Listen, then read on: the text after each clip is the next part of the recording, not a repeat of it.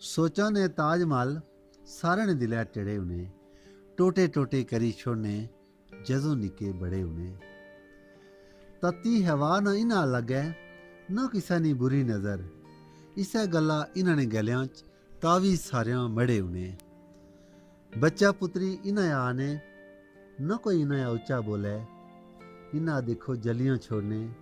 जो क्यों इतने खरे उन्हें पुत्रा कपड़े मिया भी होनी कहदे माँ प्यो आखी छोड़न पुत्र आखना तो के वाह बुढ़िया ने कपड़े में पड़े उन्हें है कि सारा देखी देखी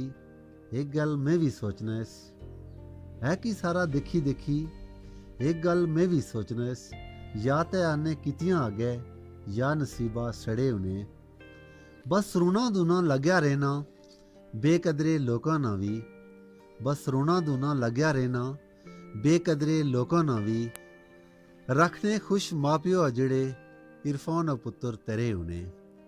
रखने खुश माँ प्यो अजड़े इरफान पुत्र तेरे उन्हें।